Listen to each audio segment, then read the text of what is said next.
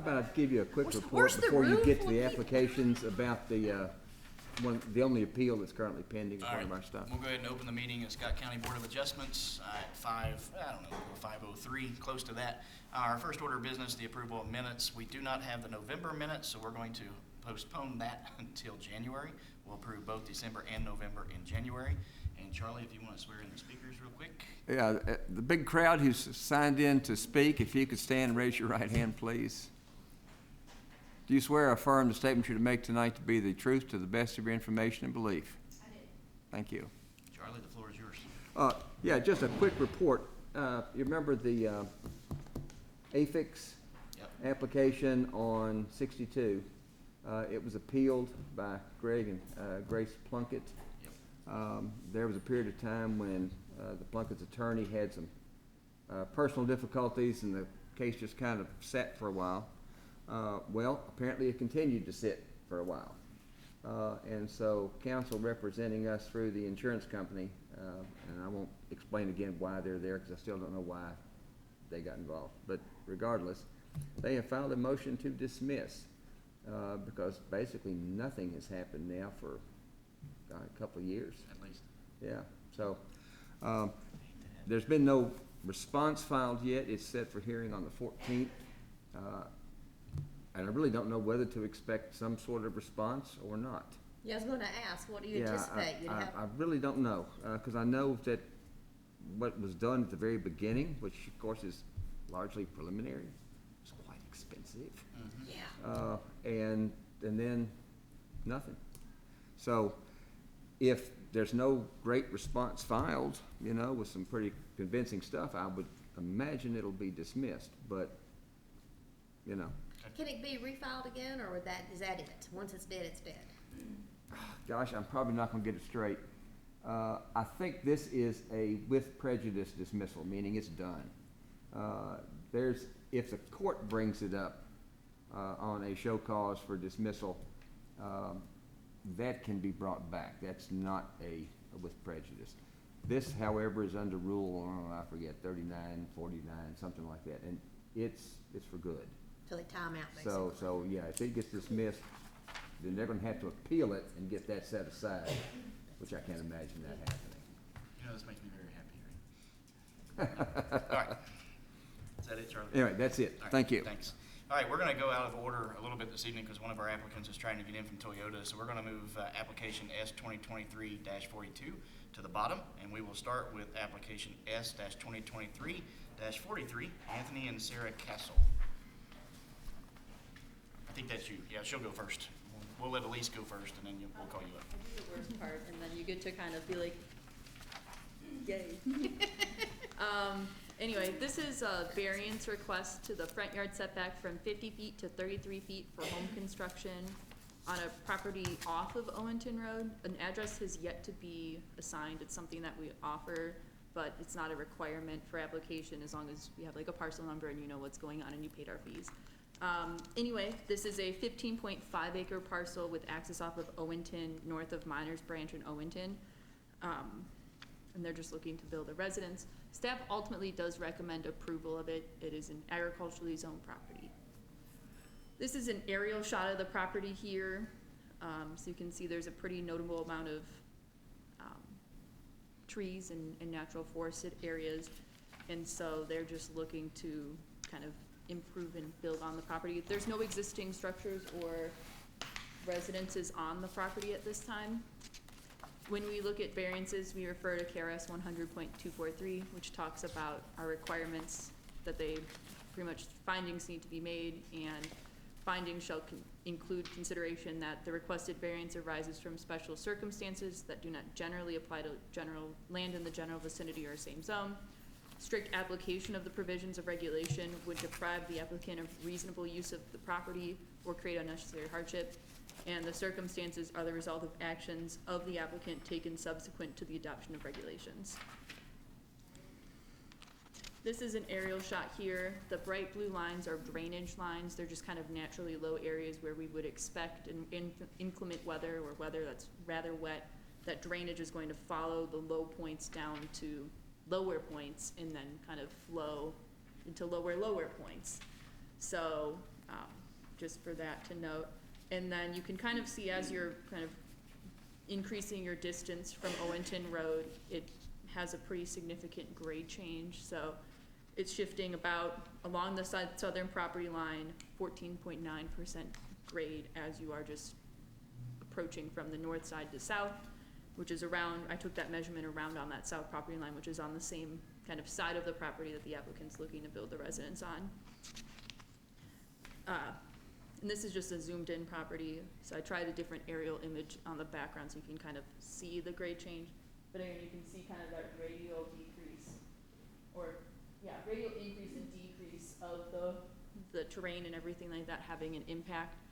And while this is in kind of regular amounts of terrain, it's typical to be hilly. It's not typical to be this hilly, and especially the areas that are buildable.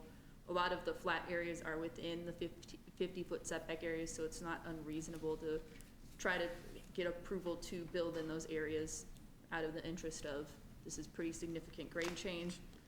Ultimately, staff finds that the application satisfies KRS 100.243 and supports their request given unique circumstances, and that the challenges and tribulations of building on steeply terrain properties would kind of deprive an applicant of reasonable use of their property.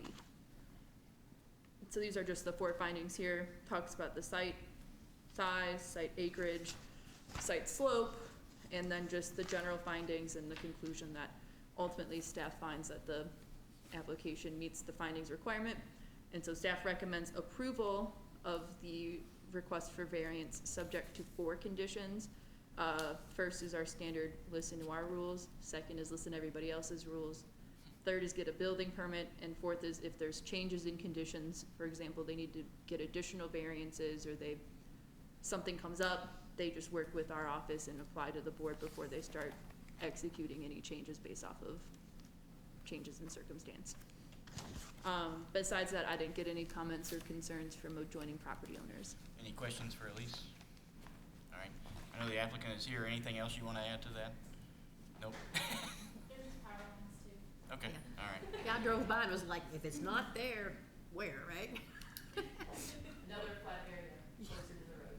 In that case, we'll make this very easy. I make the recommendation to approve application S-2023-43, taking into account the staff recommendations. I'll second it. Sonia seconds the motion. Any questions or comments? There are none. Motion approved. Enjoy your evening. At least I'll get back with you with all the paperwork and all that stuff. And then you can take it to building inspection and start kind of scheduling and getting everything situated to go. No problem. All right. Next one on the, I almost said docket, on the agenda this evening is S-2023-45, Jimmy and Brenda Offit. Thank you. This is an application for a conditional use permit for the construction of a secondary residence for a family member located at 397 Seabury Road.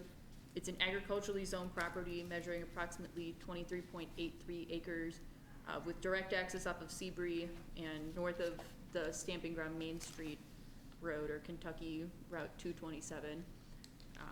Again, they're interested in getting residences. Ultimately, staff recommends approval of the application. This is an aerial site of the property. I did some kind of review of the previous aerial imagery. A lot of the white squares are there, at least they appear to be old truck beds. They've been there for a fair bit of time now. So we don't have any major concerns with them just because they've been a long-standing feature in the area. If they're expanding or they start operating truck facilities and we get a complaint about it, we may deal with that at a later point, but at this time, they're just existing conditions in our eyes. Section 4.12 of the zoning ordinance lists secondary residences on the same tract for related family members or farm workers as conditional uses, and they would like to use this property for a family member and would be located along the front. This is kind of a zoomed in aerial here. That pink square is roughly where they'd like to install the property.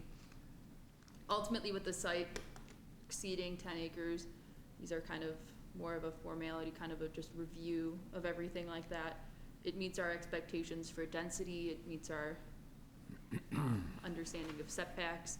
We'd like for residences to be at least 50 feet from all property lines and 100 feet from any existing structures, which the at least preliminarily, the building does satisfy. If for whatever reason we want if for whatever reason you wanna subdivide a property, subdivide off a 5-acre parcel, we want that distance, so you don't need a variance at that time, and wherever possible, we request that. Ultimately, staff finds that this application would not adversely impact public health, safety, welfare, nor alter the character. It's listed in our ordinance. It's not expected to negatively impact character and everything like that. I doubled up those conditions. That's fine. Just wanted to really emphasize it. And it's large enough to meet our density requirements if the application's approved. It was noted that the recommendation on the staff report references a previous application, an unrelated use. However, staff still recommends approval of the conditional use permit for a secondary residence for a family member and recommends 8 conditions. The first 4 are on this page. These are typical 4 that we just saw in the previous application. Condition 5 talks about an address. Condition 6 and 7 talks about proximity to property lines and existing structures. And condition 8 is what we've been adding, where if you're looking for new entrances, you need to contact the county road supervisor in this case, but if for whatever reason this was a numbered state route, you would be requested to contact KYTC. We just wanna make sure everyone's aware of that one. It's more of a reminder condition. I received no calls about this one. Okay, any questions for Elise? Evidently, somebody's very happy about it. Yippee, second residence, let's go. I believe you're the applicant. Anything you want to add to that? All right, I'll entertain a motion.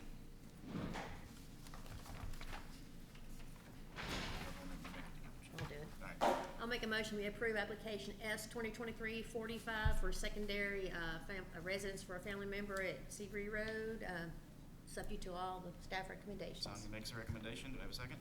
Second. Rachel seconds the motion. Any questions or comments? There are none. Motion passes. You can enjoy your evening. You too. All right, Elise. Super quick, actually. We received a call that there may be like a driver's Is it all in favor, say aye. All in favor, say aye. There you go. Did he say that? I don't think so. No, he didn't. We didn't take a vote. I'm ready to go eat. You just said asked. You asked if there was any questions. I'm ready to go eat. And who are we waiting for? Applicant Mr. number 1? B. Boykin. Can we hear? I mean, we've done it before without them being here. Well, if they're not necessary, screw. We don't need to wait for them, no. We'll wait him when he The arrives. only right? important thing is you have the information you need. Wait a minute, do we have any issues on this next No. one? Any issues? As long as there's no neighbors. Yeah, don't 'cause- ask me. As long as there's no neighbors, because we're talking about parking quite a bit of equipment there, but none of the neighbors called in, and it's pretty desolate out there. I mean, I didn't see any. She'll tell us. Elise, on this next No one, one's here. we're gonna go ahead and do it. Yeah, that's fine. Just a quick question before you get started. Neighbors? Are there any neighbors that have complained about this one at all? None whatsoever? You can be extremely quick while going through this. We've read it. I We've would seen like it. to say, to addendum to your comment on neighbor complaint, this did arise from a complaint from a neighbor that was filed about the storage of stuff on the property. Our director reached out to the guy. That part's been addressed. He's just looking to cover the base for going forward, that he can, So he's doing the right thing. he's doing the right That's thing. all I need to know. The issue on the property was addressed, and now he's just making sure that he's in good standing going forward. Was this gonna amplify the complaint of the original? I Or is it don't something believe totally so. different? I think it was a different thing. It was Okay. like a sub-user, subtenant that was using, that rear building. Yep. But I'll quickly kind of run through it and I'll get to that there. This is a use permit application for home occupation for operations of contracting business and storage of related and personal vehicles on the property, so. At 760 Sims Road, it's a 5.3 acre parcel, access off of Sims in between Rogers Gap or Cherry Blossom. Ultimately, staff recommends approval. This is an aerial shot of the property here, so you can see the railway to the west and Sims Road to the east. There's a residence in the front and then the storage base area in the back. This is a different angle. So this is kind of the drone footage that the guy provided. So at one point, there were issues with a subtenant, subleased area where the guy was kind of taking up all these various bays. He said there's about 4 bays in this portion here for internal storage. And they were starting to kind of come out of there and kind of dirty up the front yard, and someone had noticed it filed a complaint with our office. We reached out to the guy who then told his subtenant. We took action. The subtenant is gone, and the guy has all of his space back. The nature of the home occupation is that this, the property owner is a subcontractor to Toyota and other agencies. He goes in, he does all of his work out of a trailer, and then he comes back. And sometimes there's periods between contracts where he needs to store the vehicle not on current contracted sites. So he's just been taking it home, leaving it in the property, and then whenever they get a new contract, they're shipping out. So this is just to allow for them to store or to operate their business at home, even though this isn't really incidental to the home operation. It's not internal. It is kind of a professional office, and our ordinance does allow for you to exceed or can exceed the limitations of the definition of a home occupation. Since everything was addressed with that one, we haven't really had any complaints about it. And ultimately, staff has no issues. I just wanted to make a note that circumstances that may result in it becoming a junkyard, we're not going to endorse. We include a condition about that, just saying that they need to, any inoperable machinery cannot be kept on the property. Junkyards are meant for industrially zoned properties under conditional uses or the auto salvage zoning district. They're not made for the A1 zoning district. So, the last thing is I just talk about, you can kind of see with the aerial imagery here, and this is an aerial imagery from the colder months, so there's not thick foliage. On the north and south property lines around that storage building, there's a lot of kind of sparseness where there's just naturally the trees have kind of depleted a little bit. Just out of the interest of going forward, we've requested that they screen the north and south side just around where that natural kind of foliage is lacking, just to prevent any impacts, because there's like a residence barn on the north side, and then on the south side, there's not anything back there, but that doesn't mean future owners aren't gonna have to deal with that. So we've requested a condition that they install a 6-foot tall screening that's at least 50% opacity to kind of screen any noise, light, activities in general. Obviously that can be up for debate and conversation, but we've listed a year for them to install it, just to make sure that if for whatever reason they had a lot more stuff and a lot more trailers, they're screening it appropriately from the residential uses around it. Ultimately, I didn't hear anything back from the applicant, so I would anticipate that there's no issue with it, but I don't know. These are my 7 findings here. Just talks about the character of the site, talks about the ordinances, talks about the character of the business, and ultimately staff finds that there wouldn't be any adverse impact on public health, safety, welfare, not causing anything atypical. And so staff recommends approval of the conditional use permit subject to 8 conditions. First 5 are here. If they were interested in signage, I just included a thing that they need to work with our sign regs adopted in the county. And then talks about the junkyard for condition 6, keeping everything 50 feet from property lines is condition 7, just a standard kind of good neighborly practice to keep yourself interior, and then to install an opaque buffer of 50% opacity in the areas where it would be expected to occur within a year of approval. So they would be expected December 7th, 2024 to have a fence installed. Any questions for Elise? I make the motion that we approve application S 2023-42, taking into account the staff recommendations. I second. Tommy seconds the motion. Any questions or comments? Okay, all in favor by saying aye. Aye. All opposed by the same. There are none. Motion carries. Our last item is the schedule for the 2024 meetings. So I did not include them in the packet in the paper ones, but there have been digital ones. We just need a motion and a second to adopt these. If there's days and times that you think would be conflicts or issues, we can obviously adjust accordingly. The main one that I can really think of, or maybe a little bit funky, just in general, is around the new year of 25. That's just a meeting on the 2nd. It's like a Thursday. It's the first day back. The New Year's is on a Wednesday, obviously, and New Year's Eve is on the Tuesday. If we need to, we can bump that around, but right now that's kind of because it's the first Thursday, that's what we put it as. I'll be here. If we adjust this one, we would probably be having to look at a non-Thursday date, because that following week is planning commission week, so the Monday following and that Thursday following, we would have public meetings for our office, so you'd be looking at like a Tuesday or a Wednesday that following week. What day of the week is July 3rd?